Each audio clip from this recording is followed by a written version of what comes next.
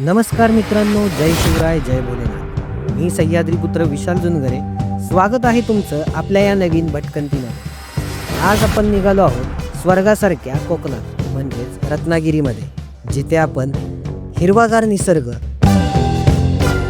क्षितिजापर्यंत पोहोचलेला समुद्र आणि कोकणातली साधी भोळी मनमोकळी माणसे बघणार आहोत. तर हा असणार आहे प्रवासाचा पहिला भाग, ज्यामध्ये आपण पनवेल ते रत्नागिरी एसटीने प्रवास करणार आहोत. आता या प्रवासासाठी मी पोचलो कोपरखैरणे स्टेशनवरती, जिथे माझ्यासोबत अजून काही लोक प्रवास करणार होते आणि मी त्यांची वाट बघत होतो. काही वेळातच दोन महिला प्रवासाच्या सामानाची बॅग जबरदस्तीने घेऊन येत होत्या आणि त्यांच्यासोबत एक हट्टाकट्टा तरुण चाके असलेली बॅग एकटाच खेचत होता. देख लो भाई, हम लड़के हैं ना, हमारे साथ ऐसा ही होता. तर फायनली प्रवासाला सुरुवात होणार आहे. माझ्यासोबत आत्ता मेघा आहे आणि मेघाबरोबरच आम्ही जिच्या घरी चाललो आहे अशी ही पल्लवीसुद्धा आमच्यासोबत आहे. पल्लवी थोडीशी नाराज आहे, बर्डन आहे तिच्यावरती. एवढी लोक घरी घेऊन चालले, तर काय खायला घालायचं, काय हे करायचं. मला माहिती आहे तुमच्या घरी 4 दिवस कोंबड्या उपाशी राहणार, तुमच्या गाई म्हशी उपाशी राहणार, एवढी माणसं घेऊन. माझी मम्मी जेवण करून घालणार, तुम्हाला काही कमी करणार नाही. नक्कीच नक्कीच. तुझा आवाज काहीच येत नाही याच्यात, मला माहिती आहे. माझा पण जात नाही. मला सध्या भूक लागली, तर आता काहीतरी खायला मला घेऊन चला यार. मला पण भूक लागली. 9 लोक राहिलेत. 9 लोक कुठेतरी हरवलेत. आता त्यांना शोधायचं आहे आपल्याला. पनवेल स्टेशनला आहे आपण आणि त्यांना शोधून त्यांना पण घेऊन जायचं आहे. चला शोधायला. ट्रेनमध्ये आपला एक माणूस आहे, प्रतीक, ट्रेनमधून उतरणार आहे. शोधायचं आहे आपल्याला त्याला. आणि या गर्दीमध्ये दिसला ग बाई, दिसला. मला मागून घालत हसला ग बाई, हसला. पैसे नाही मागत, ये TC नाही. आम्ही फायनली 4था माणूस भेटलाय आम्हाला. असे 12 लोक जमवायचे. चला 4 माणसं सोडली, 8 माणसं अजून जमवायचे आम्हाला. आमचं टार्गेट आहे 12 लोकांचं. पुढे गेल्यावरती बस स्टँडवरच्या गर्दीत बाकीची माणसे तर भेटली, पण मी मात्र त्यांच्यामधून हरवलो होतो. थोड्याच वेळात भ्रमणध्वनीद्वारे त्यांचा मी शोध घेऊन त्यांच्याजवळ पोचलो. मी त्यांना दिसताच त्यांचा आनंद चेहऱ्यावरून दिसू लागला आणि सोबतच टाळ्या वाजवून माझं स्वागतसुद्धा केलं. भुकेने व्याकुळ झालेली ही पोरं विचित्र हातवारे करत मला सांगायचा प्रयत्न करत होती, कारण आमची बस पनवेलमध्ये 8:30ला येणार होती, पण ट्रॅफिकमुळे ती आता 12 वाजता येणार असल्याची माहिती आम्हाला मिळाली होती. बाजूलाच असलेल्या एका बस डेपोच्या वरांड्यात बसून आम्ही घरून बनवून आणलेलं भोजन ग्रहण केलं. मजा आया. प्रथेप्रमाणे प्रवासाला सुरुवात करण्याअगोदर एक फोटो काढावा लागतो आणि त्या फोटो काढण्याच्या तयारीला मी लागलो होतो. कॅमेऱ्याची सगळी सेटिंग करून झाल्यानंतर प्रोटोकॉलनुसार सगळ्यांना प्रत्येकाच्या बॅगा घेऊन एका सरळ लाईनमध्ये उभे केले. मग माझी जागा निश्चित करत सगळ्यांच्या संमतीसाठी हात वर करत पुढच्या प्रवासाला सुरुवात केली. फायनली गाडी आले असं आम्हाला कळालंय आणि आम्ही त्या गाडीच्यासाठी निघालो. ही आमची मेघा नुसती नाटकं कायम कायम कायम तिची कारणं असतात. आमची लालपरी स्थानकावर आल्याची माहिती मिळताच सगळ्यांची धावाधाव चालू झाली. मी पण अर्ध्यावरती सोडून दिलेली माझी बॅग घेत ST जवळ पोचलो. STच्या दरवाजाजवळ खूप गर्दी दिसत होती, पण त्या गर्दीची मला भीती वाटत नव्हती. त्याची 2 कारणे होती. पहिलं कारण म्हणजे ही सगळी गर्दी आमच्याच पोरांची होती आणि दुसरं कारण म्हणजे आमची बुकिंग आम्ही 1 महिना अगोदरच केली होती. मग आमच्याच गर्दीत आमचं चित्रीकरण करत कॅमेरा हातात पकडत आमचा प्रतीक आमच्या मागे गाडीत शिरला होता. पण पुढे आमचा ब्रेक लागला होता, कारण गाडीच्या सीटवरती आकडे नसल्यामुळे आमची जागा आम्हाला शोधण्यासाठी खूप साऱ्या अडचणी येत होत्या.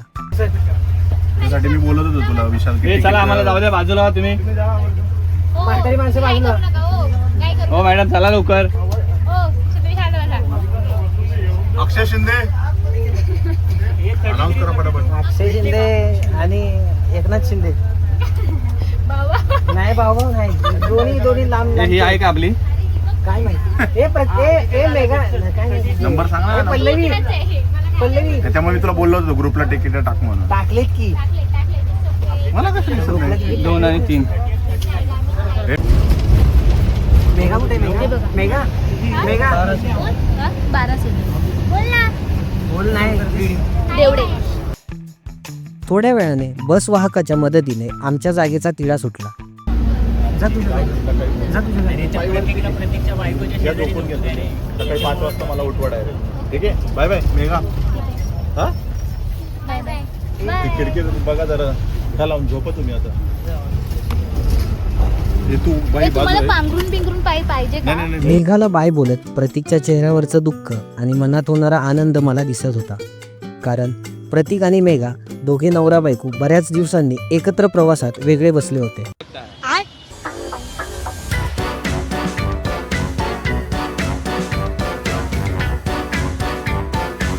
सगळ्यांना जागा भेटली आणि सगळेजण आपापल्या ठिकाणी निवांत झोपी गेले. आता सकाळ झाली. संपूर्ण गाडी खाली झाली होती.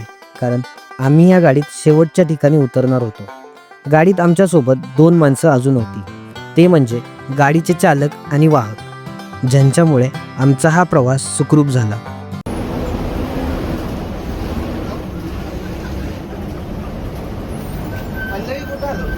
आपण आलोय पुण्यामध्ये आहे. आता आपण जातोय रेवड्यामध्ये.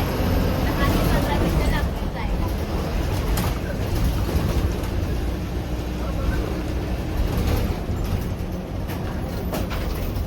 मी तुम्हाला माझी हायस्कूल पण दाखवते.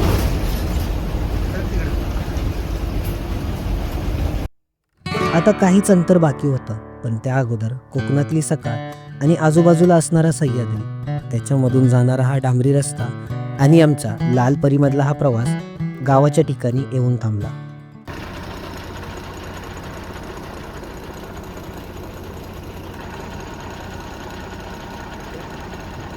ये चल चल चल ये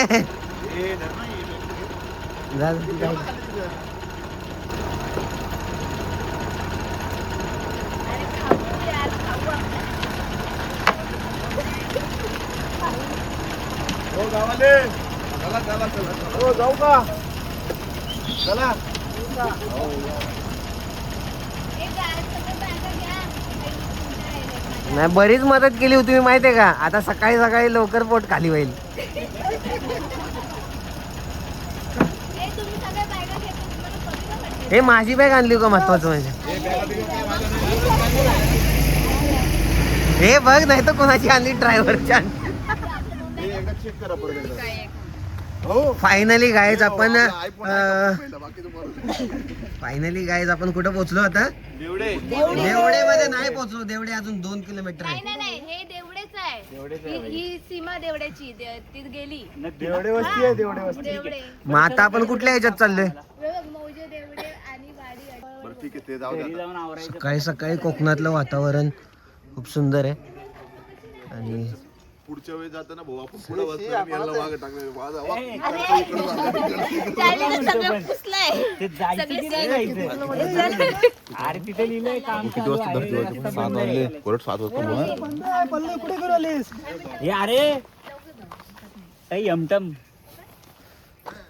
फायनली गावामध्ये पोहोचलो आणि आमची वेळ. घागरा आणला, घागरा. पल्लवी नाही काय. पल्लवी काय काय काम आहेत सांग सगळ्यांना. अरे वाटला पण पाहिजे. मुंबईवरून आले तुम्ही. युपीवरून आले अर्धे वाटतं. भैये आले भैये.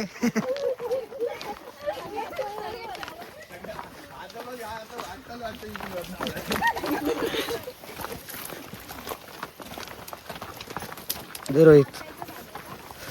काय रोहित दे. कोणाच्या येते ते सांग. रोहित दे ते. हा. दे रोहित.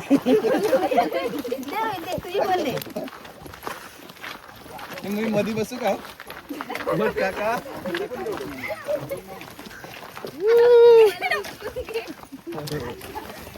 ह्यो नवरा, अशा भारी ह्यो नवरा आणि ही त्याची बायको.